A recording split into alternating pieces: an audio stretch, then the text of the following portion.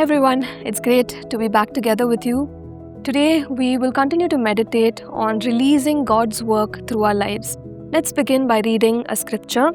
This is from John chapter 3 verse 6. That which is born of the flesh is flesh, and that which is born of the Spirit is spirit.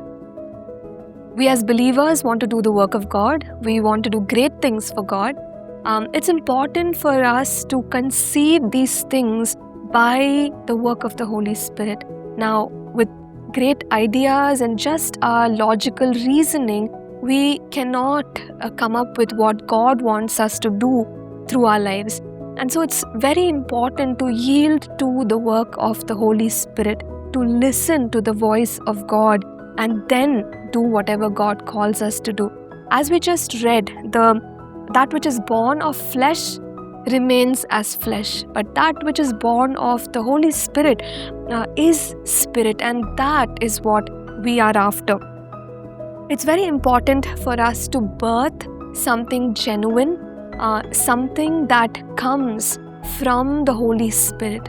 A great example is the life of Mary, and we know that Mary was chosen. Though she was an ordinary girl, God chose her to be the mother of our Savior, our Lord Jesus Christ.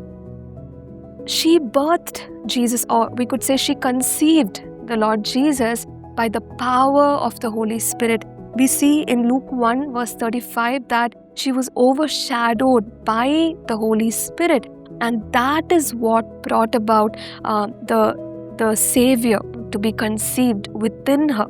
In the same way, when we walk with the Lord and when we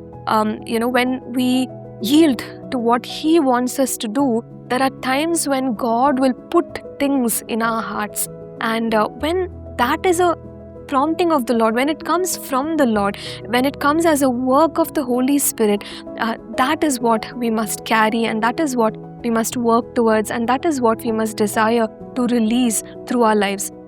We can see examples of many people in the Bible. One particular one is Moses. We see at the age of 40, it came into his heart, the desire to deliver his people. It was not of his own making, but it truly came from the Lord. And we see how God stayed on that call of Moses. And even when he lost his way and he was in the wilderness, wondering if God would ever do what he had promised in Moses' life, we see his encounter with the burning bush.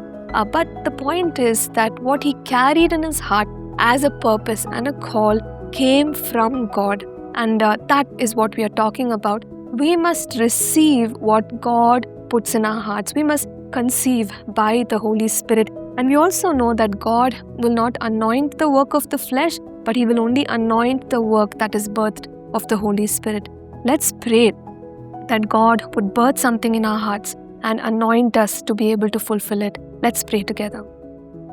Heavenly Father, we thank You for Your word. Lord, we pray that we would not function in our own understanding, but we would yield to the voice of Your word and Your Holy Spirit. Yes, Father God, guide us and lead us according to Your purposes. In Jesus' name we pray.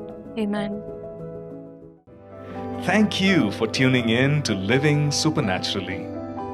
For more resources to strengthen your spiritual walk, please visit apcwo.org.